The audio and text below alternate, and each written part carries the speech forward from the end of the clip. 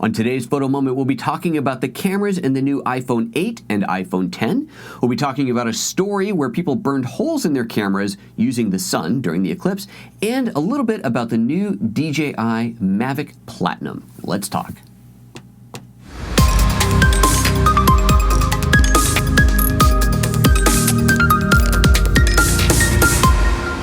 Good morning and welcome to PhotoJoseph's Photo Moment, the first live daily show on photography and video and streaming type topics here on YouTube every weekday morning, 9:30 a.m. Pacific. And you are now watching or listening to the first podcast style episode. So this is a new format for those of you who are new to this or those of you who have found this on iTunes. We do a daily live show every weekday morning, 9:30 a.m. Pacific, talking about a topic or a topic of photography. It could be a camera lens, it could be any other piece of photographic gear, it could be a technique, it could be anything photo, video related. But we are now starting a new thing where every Wednesday we talk about photography news, and we release this as an audio-only podcast to go along with the video that is on YouTube. So if you're listening to this and you want to watch it, head over to YouTube and you can do that. If you are watching this and just want to listen to it, well, you can do that on iTunes. If you're listening to this, it's already happened. If you're watching this, the iTunes thing is getting set up. This is the first one. It's going to take a little time to get right, but this is what we're doing. So today, again, is a podcast-style show, and the three topics that we've got on hand to talk about are the brand new iPhone 8 and iPhone 10 cameras that were just announced yesterday at the Apple special event. We're also going to talk about two smaller stories of just fun things that I found on the interwebs. People burning holes in their cameras or sensors and shutters with at the Eclipse, which I think is just tragic and fabulous at the same time. And so even though it's old news right now, just briefly touch on the new Mavic drone that has some nice new updates to it. So let's start with the big story, though, of course, and that is... Actually, start with the little stories. Let's do this the other way around. Let's start with the little stories because that is how you keep an audience, isn't it? So we're going to start with the story about the rental gear destroyed by the solar eclipse. So this story comes to us out of lensrentals.com. They are a big lens rentals house, and they expected to have some damage done to their gear. But for those of you watching, I'm scrolling by right now on a blog post showing burned through shutters and even apertures where people had quite literally burned holes in their cameras using the sun. So if you were photographing the eclipse, or if any point in the future you decide that you're going to photograph an eclipse or anything sun related, let's keep a basic premise in mind. Remember those days when you used to take a magnifying glass and burn ants? Okay, look, just admit it, you did it. Don't say, just admit it. I know you regret it, and that's okay. But remember that, so it just basically takes the power of the sun and focuses it down to like a millimeter on the sidewalk, and paper or leaves or ants go poof, up in a puff of smoke. The same thing happens to your camera. But if you think about the lens that you're putting on your camera, it is not a single piece of glass. It is multiple elements that are designed exclusively with the purpose in life of focusing that beam of light intently down to one small area. And when you've got a spot of sun somewhere in the frame, that becomes a very, very small point of light on your small sensor, and it will burn a hole through whatever it is seeing, which is why it was absolutely required that you use a solar filter if you're going to shoot the sun.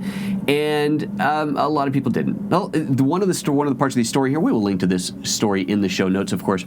But one of the really interesting parts of the story was when they talked about a user who had a lens, a very long lens. I think it was a 600mm f4 from Canon or something like that. And they had the sun filter, but they had a drop-in filter, not a front lens filter. And so everything behind the drop-in filter was protected. But unfortunately on that camera, the aperture rings, the aperture blades were in front of the drop-in filter, and so the aperture blades got torched before it hit the sun filter.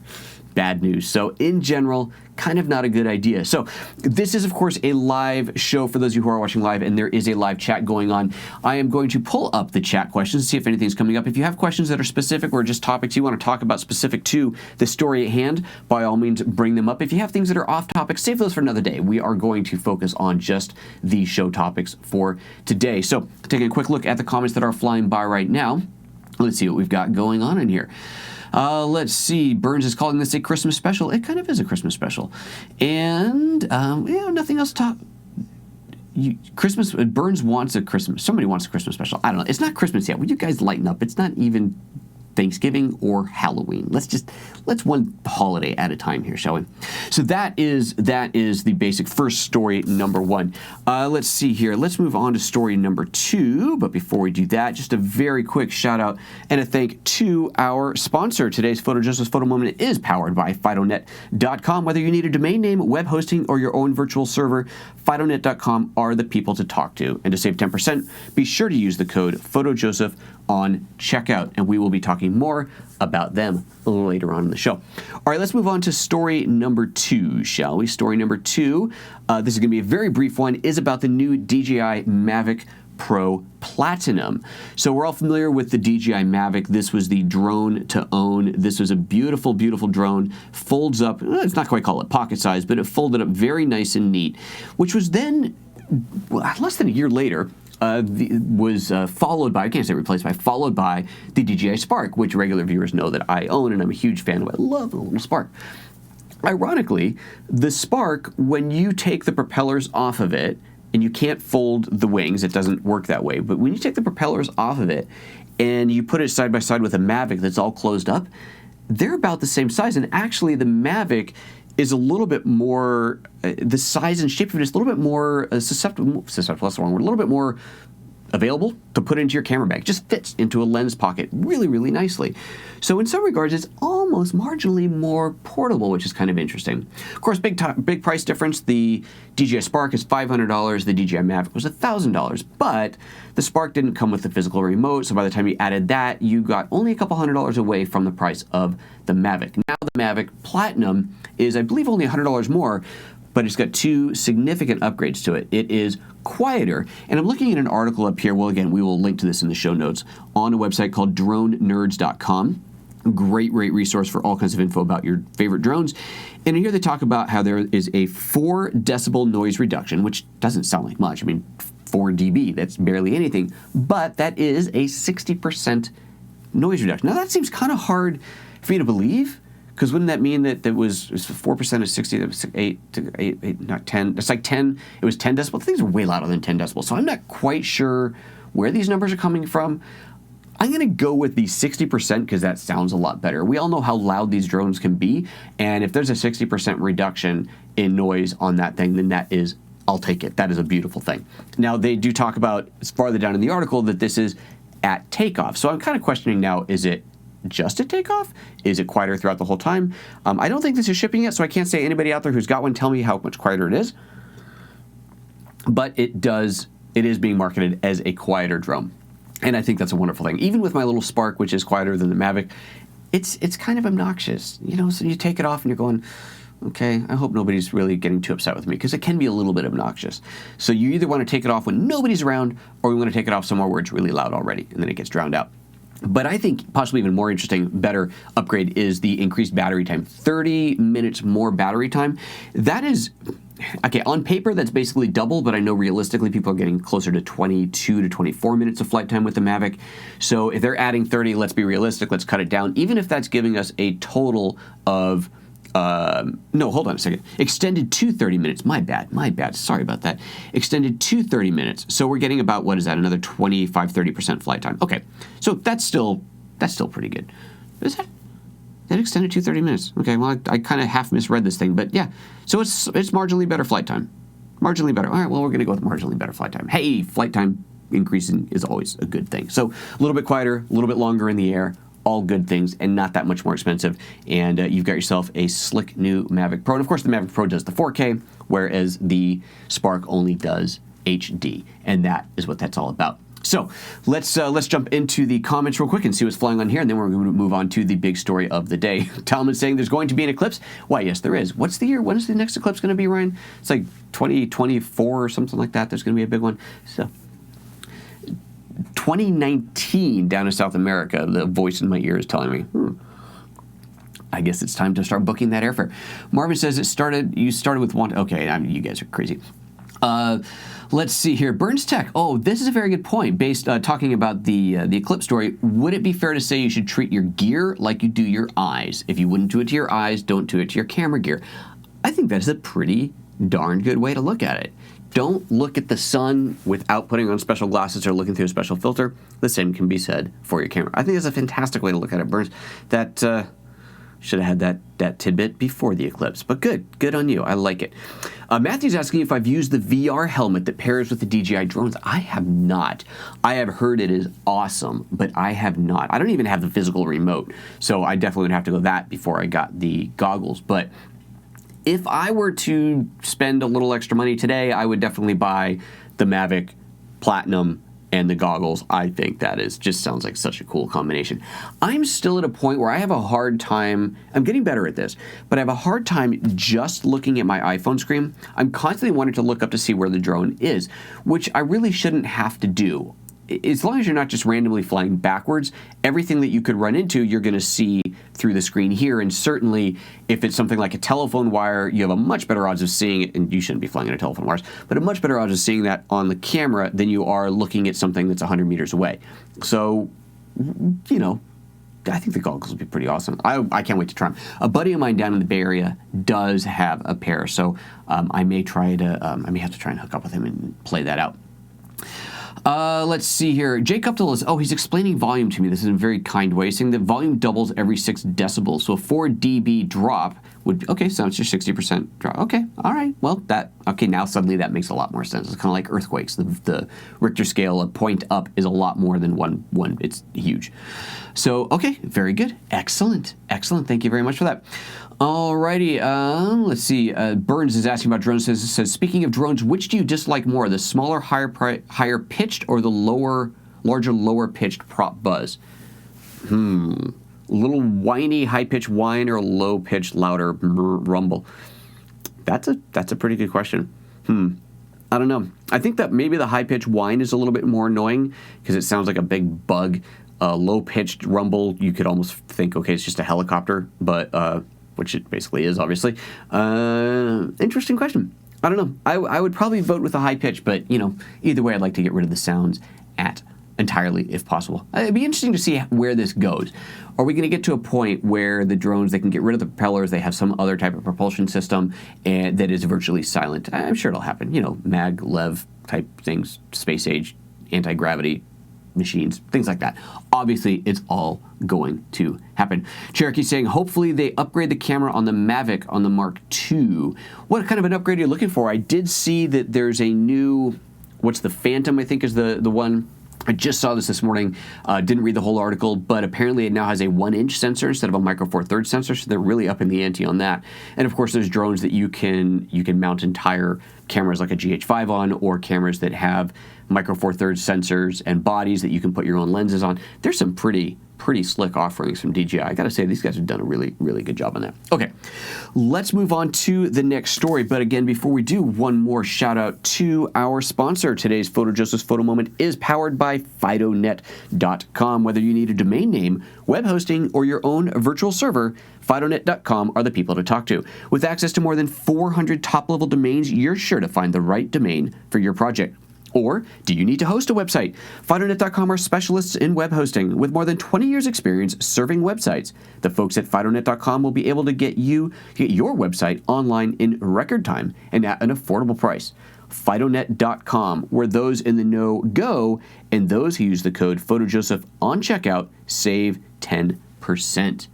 All right, folks, let's switch over and start talking about the iPhone 8 and iPhone 10, the news of the day. And these are some pretty slick devices in here. For those watching this, I am pulling up the side-by-side specs on the Apple web pages, but more conveniently, I have created a little spreadsheet to compare some of the most important pieces in here. Now, let's talk about the camera. That's what we want to talk about here. We're also going to talk about the screen a little bit because, well, you can't really have a camera without a screen. You kind of need the screen. And the screen on the iPhone 10 specifically is a pretty remarkable upgrade. But let's start with the camera. So, first of all, just straight up specs. Interestingly, Apple does not publish the focal length of the lenses.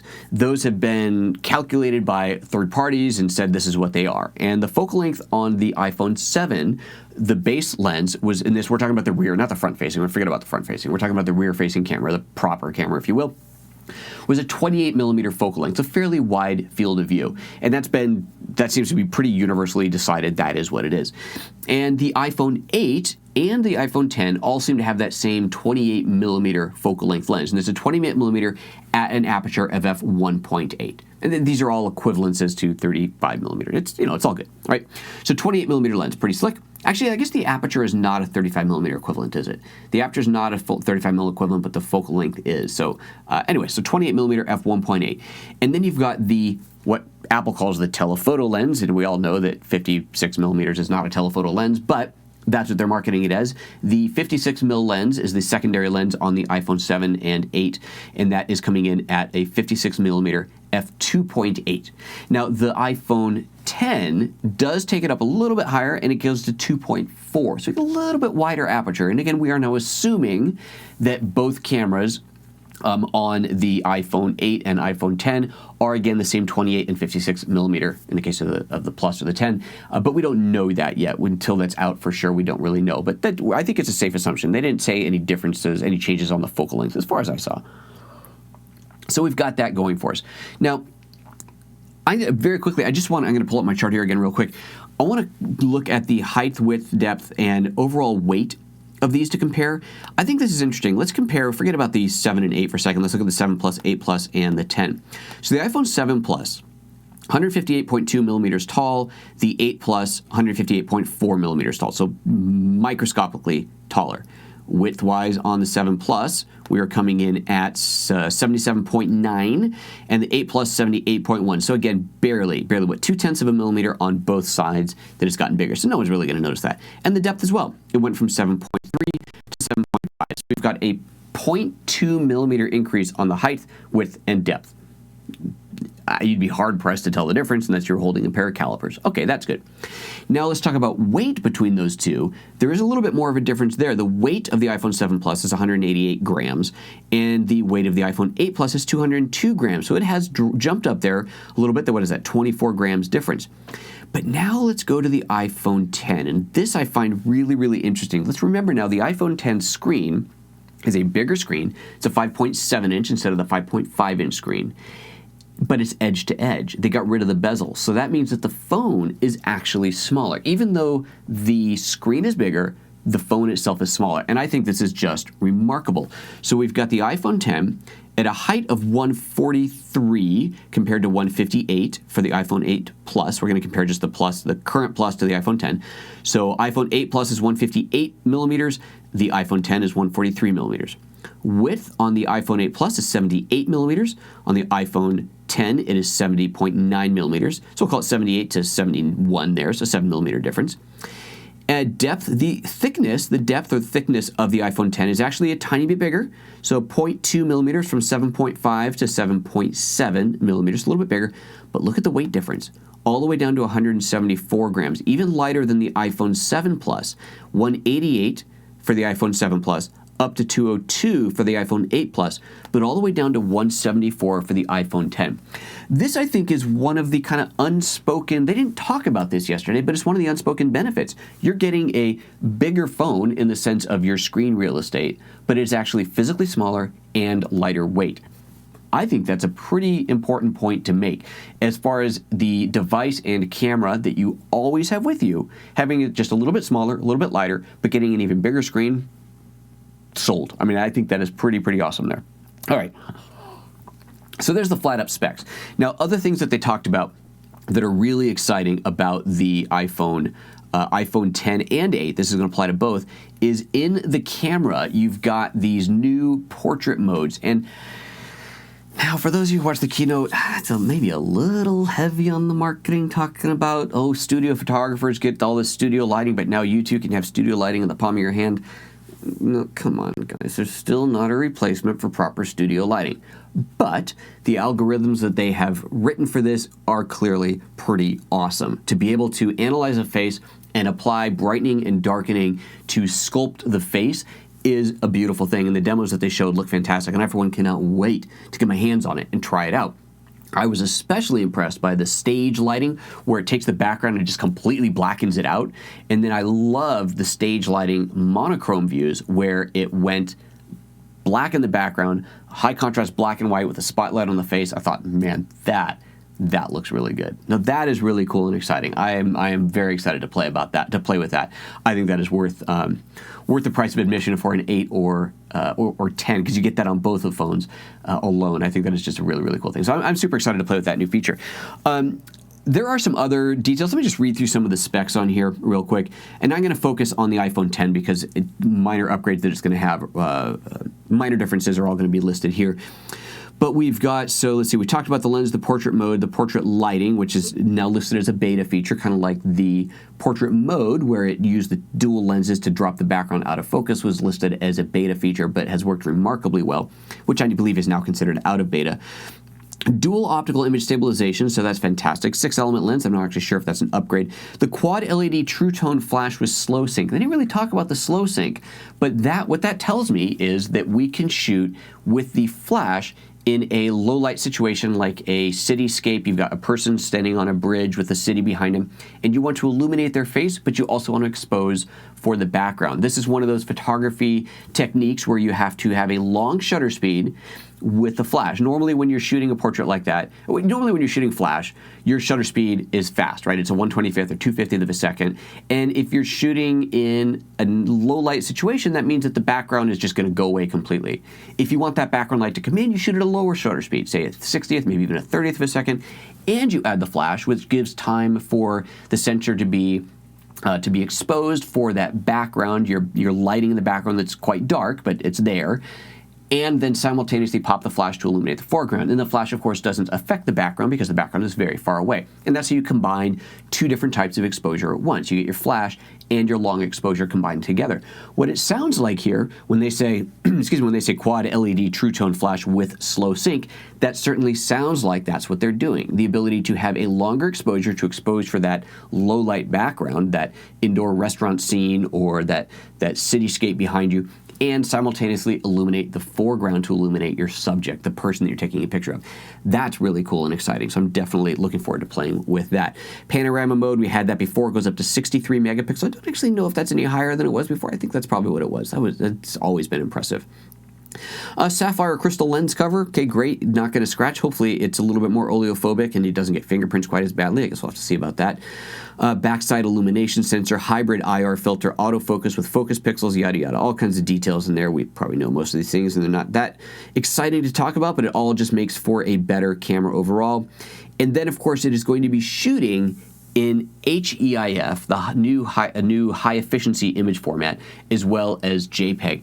High efficiency image format is essentially the MPEG 5 H.265 format. So we have a new JPEG replacement and a new video replacement, and these are very exciting because they will take a lot less space to give you the same quality image, but of course they're not as universally supported yet. So this is something where support for those formats is growing and going to have to continue to grow. You will have the ability to switch your camera either way, but of course if you're just shooting on your phone and you move it over to photos on the desktop and then you email it to someone, I think at that point it's automatically probably going to get converted to JPEG anyway. It's probably not a whole lot of worrying you have to do about it. I don't think it's something you're going to have to really change, except in some pretty specific use cases, but I think it's going to go off pretty well. Now, video recording. They did do some nice upgrades to video recording. We got 4K video at 24 FPS, 24, 30, or 60. I believe, I could be wrong, but I believe this is the first time we're seeing 24 on the phone. 1080p high-speed frame rate, where they go 1080p up to 240 frames per second for slow motion. That's kind of awesome. I think we had, I should take a look, but I think we had 240 frame at only 720p on the 7S. Let me pull up mine and take a quick look here. And if I pull up the camera settings on my phone, which is somewhere on the settings. Here we go, photos and camera. And I know this is not on screen, but that's okay. Record slow-mo, we can do, that's right, we could do on the iPhone 7 and 7 Plus, well 7 Plus, I'm assuming same on the 7. We could do 1080p at 120 frames per second, but if you wanted 240 frames per second, you had to drop to 720. Now we can get 720, now we can get 1080p with 240 frames per second. That's pretty awesome. That is actually incredibly awesome. Let's see, you get something called cinematic video stabilization at 1080 and 720p. So I don't know what that means. Another advanced, farther, deeper, better level of stabilization. Interesting to play with. We'll have to play with that. Video geotagging. Oh, I do believe that's new.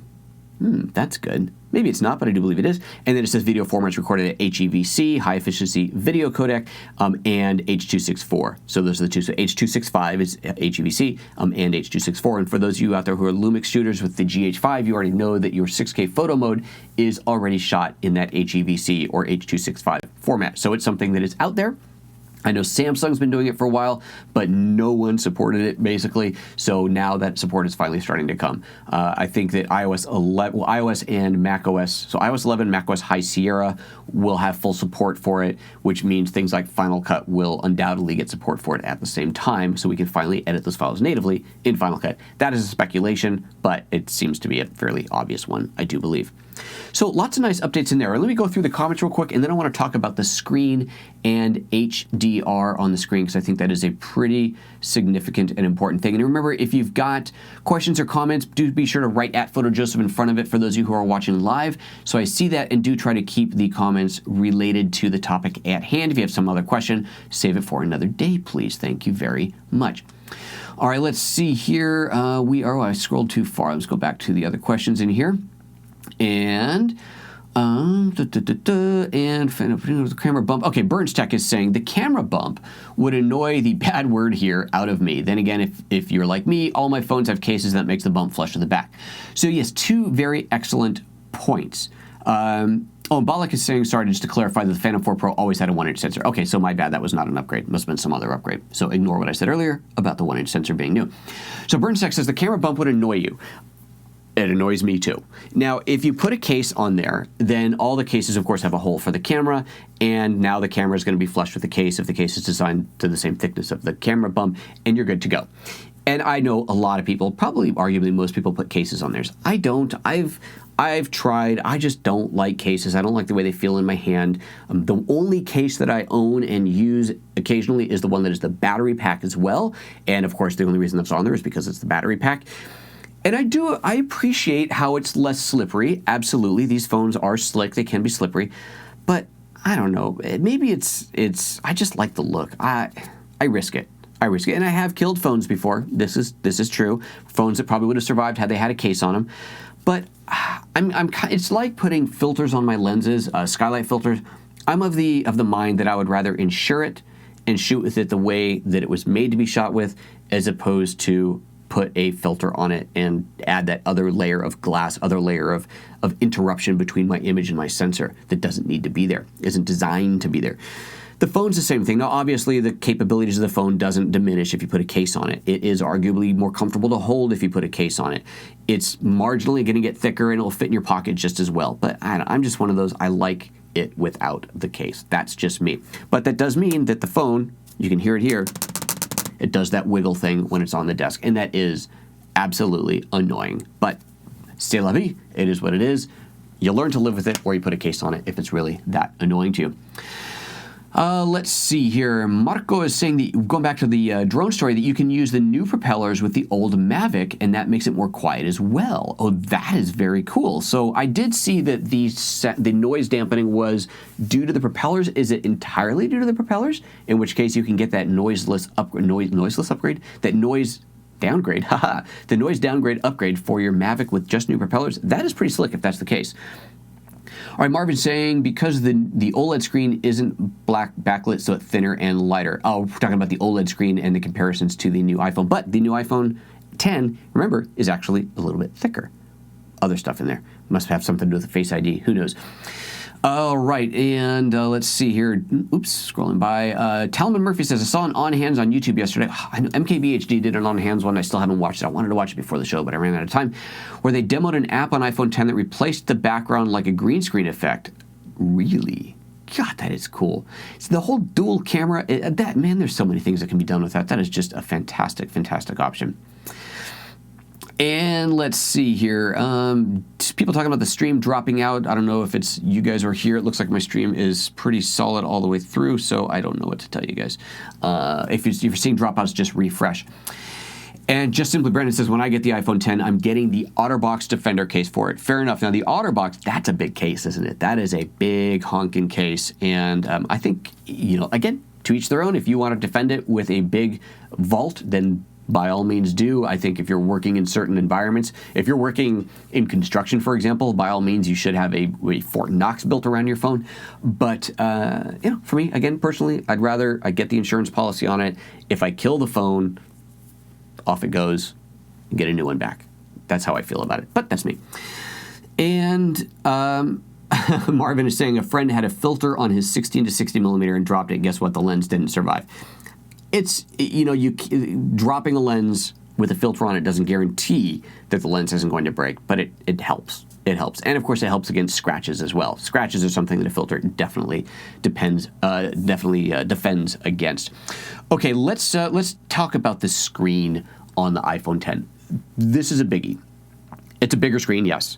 It is a higher resolution screen, quite a bit higher resolution. Was it 20? Let me find the specs on that one. Let's pull that up because I think this is quite cool. 2436 by 1125 pixel resolution, 458 ppi. So the highest resolution screen ever shipped on an iPhone. I thought that was kind of interesting to hear. Was it Tim that said, or whoever was giving the spiel on that, did specifically say highest resolution screen ever shipped on an iPhone. So that does tell me that there must be phones out there, maybe Sony, Samsung, who knows, that do already have higher resolution screens. That's fine. There you go. 1,000,000:1 contrast ratio, pretty good. True tone display. I haven't played with the true tone display yet. And when I first heard about it, I thought, I don't like this idea. Because the idea behind a true tone display is it's automatically adjusting the color of the screen based off your ambient light so that it always looks right. And I'm thinking, well, hold on, I make a picture that looks the way the picture should look. I don't want that to change. And it's like if you have your phone and you're in the night mode, what is it called? What do they call that thing? Low light night mode? I think it's called night mode, isn't it? What is it called? Let me pull this thing up here in mine. Night shift. That's it. If your phone is on night shift, everything goes warm and pictures all look funny. But it seems like they only look funny if you're looking at it now, you turn it on, you go, oh my God, they look terrible, you turn it back off. And at night, you're looking at it and it looks fine, but then you go, oh wait, night shift is on, you turn it off, and you go, oh my God, the image is too blue. Perception. I don't have any device with a true tone on it, so I am excited to see how that actually looks, and hopefully it's not something where I go, wait a minute, that's not how my picture looks. Anybody out there who's watching this right now who has a true tone device, tell me your experience with that. I'm really curious to know, when you're looking at it and the screen is shifting, is that affecting the photos that you're looking at in a way that you consider to be a negative, or do you consider it to be a positive? Inquiring minds want to know. Excuse me. Okay, so there's that. Still has 3D touch, which is great. It's crazy bright. That's awesome. Got the oleophobic display. Wonderful. But now let's get into the really, really important part of this. It's HDR. Now, Apple talked about HDR in two different ways yesterday. They talked about HDR for the Apple TV 4K, and they talk about HDR on the iPhone X. So what does this actually mean? Well, let's start with the Apple TV 4K. It supports HDR, and they listed two formats, HDR10 and the Dolby something, I forget what it's called, the Dolby HDR format. Now, as I understand it, the Dolby HDR format is something that Dolby has to produce. So this isn't something that you as a filmmaker at home are going to produce in Dolby HDR. You're not. This is something that Dolby Labs does. HDR10, however, is something that you can export. If you're using DaVinci Resolve for your color grading, you can grade for HDR and render out an HDR10 file. And those are two very widely supported standards. When you go to buy a television set that is HDR capable, if you look at the specs on it, you will see that it can support Dolby and or HDR10 and or HLG. HLG, and I think that's what it's going to say on the box for TV is HLG, but HLG is hybrid log gamma. And the reason this is interesting to me personally and to many of the viewers of the show is because HLG, hybrid log gamma, is the new HDR mode that the GH5 with the version 2 firmware will shoot in. Okay, so Apple didn't mention HLG at all. Now, here's one of the other things they didn't mention at all. And this goes for both Apple TV and for the iPhone. They didn't mention YouTube. Now, YouTube does have HDR support. The only way to see it is to use an HDR capable device like the Chromecast Ultra, and of course to be plugged that into an HDR television. Now, I bought a Chromecast Ultra because I wanted to plug that into my Ninja Inferno, which is an HDR display, and I thought, this is great. I have a very inexpensive way to view HDR from YouTube. Unfortunately, it didn't work because the Chromecast Ultra is outputting a, HDCP, copyright protection, I think it's right, HDCP, I believe that's the right acronym, encoded stream, right? So the copy protection stream on there, and the Ninja Assassin sees that and shuts it off. You get a totally black screen when you plug it in.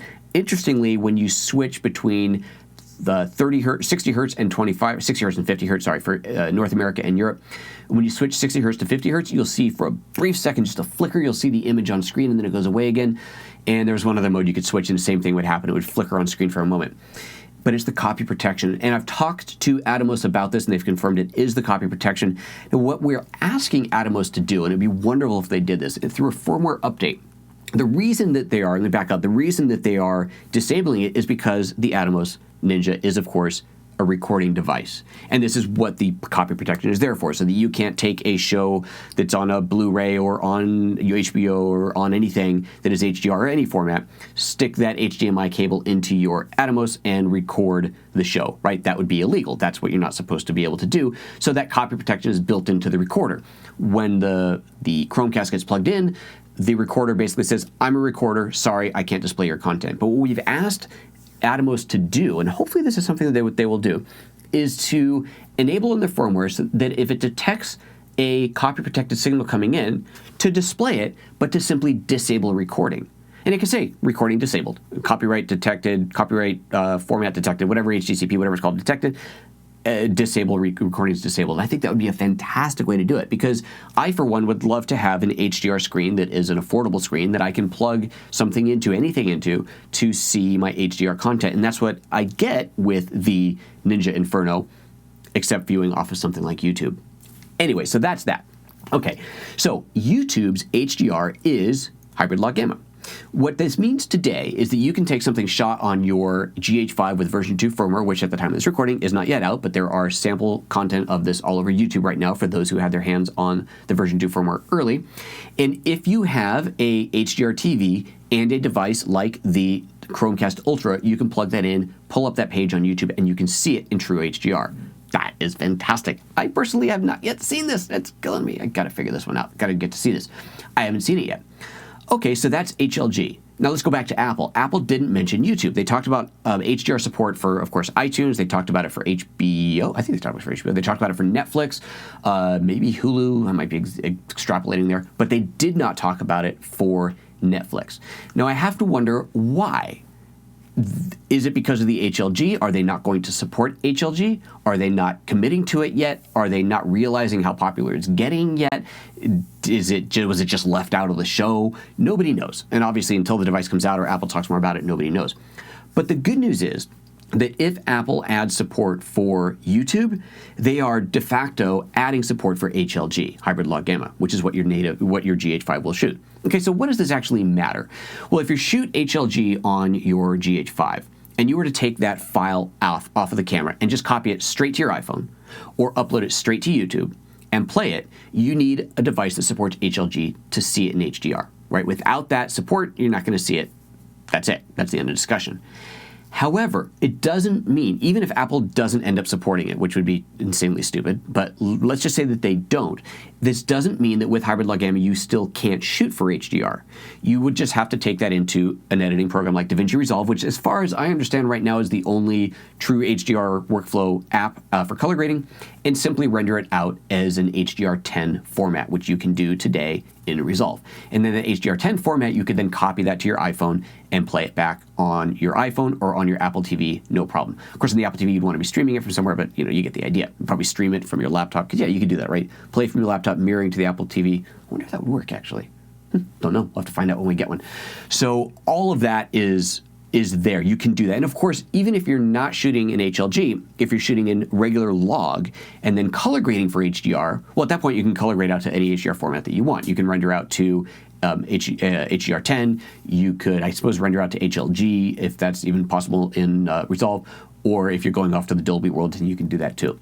So the support is not 100% there yet. And this is something that we really want to see. We absolutely want to see full true native HLG support on both the iPhone X and on the on the Apple TV 4K. Those to me are really important features to see. Now I will buy an iPhone X, and that is one of the biggest reasons that I will, is for that HDR screen, because this is an exciting new space, exciting new world to be moving into, and I for one cannot wait to see how it all plays out. So that's the information that I have for you on that. Let me go back through the comments here and see what is going on. And then we're going to wrap up this show. Estro Digital confirming Dolby HDR. That's what it's called. Thank you. Dolby HDR, you have to get a license to publish a production. Yeah, and like I said, I think as far as I understand it, you have to actually send the files to Dolby to get encoded. It's not like you can't just hit the render button and go. Evtonic says it's going to be hard to cover this iPhone 10. Way too beautiful. Before this one, it was no problem. Look at those chrome edges. I would never cover those. There you go. See, the iPhone 10 is just begging to be seen. What color would you get? I'm going to get the silver white one. I used to have a white iPhone. I loved it. I went black this time for the all black, but I'm going to go back to the white/silver because the back of that one looks so cool. Love it. Let's see here. Justin is saying, I hope the iPhone 10 can play 4K YouTube videos. Yeah, absolutely. That's the big question that we're talking about here. And I mean, I can't imagine. In my mind, that would be kind of dumb for Apple not to do that. It would have to be purely out of spite. It doesn't seem like there's any legitimate technical reason from my admittedly limited knowledge of this stuff. But from what I do understand, there should be no technical reason that the device could not support HLG, YouTube, etc. So if they don't, it's got to be out of spite. So let's just hope that that gets out there and works. Evtonic says, who'd cover that, we saw that. And Estro Digital, I hope HLG is adopted as the display standard, 16 stops of dynamic range. Why do you need more display dynamic range when the human eye normally sees 10 stops? Human eye 10 stops? I don't think that's accurate. Is it? I don't think that's accurate. I think we got a bit better dynamic range than that. I could be wrong, but I think it's more than that. Anyway, all right, guys, that makes today's show and first podcast style episode. Thanks for tuning in. For those of you who are watching live, thank you for being here live. For those of you who are watching or listening to this later, you can tune in live. This particular show will be every Wednesday morning, 9:30 a.m. Pacific time at youtube.com/PhotoJoseph. Of course, that same show happens every weekday morning at the same place, 9:30 a.m. Pacific time at youtube.com/PhotoJoseph.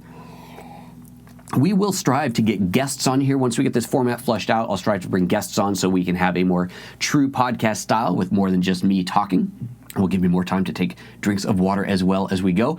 And I think that would be pretty cool. I think it'll be fun. So, hey, thanks again for tuning in, everybody. One more little shout out. If you are a GH5 user, I want to remind you that I have created something at a website called gh5training.com. It is, as you might have guessed from the name, GH5 Training.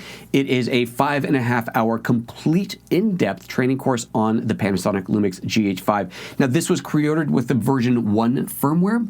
Great news to everybody who's already bought it or plans to buy it.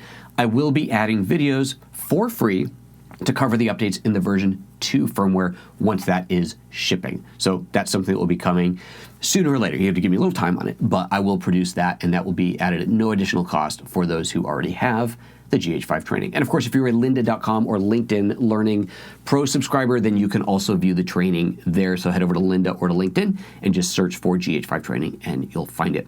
Thank you, everybody, for tuning in live today. Thanks again to our sponsor today, FidoNet.com. And that's it. We're going to bail out of here. Take care, everyone. We'll see you next time. Bye-bye.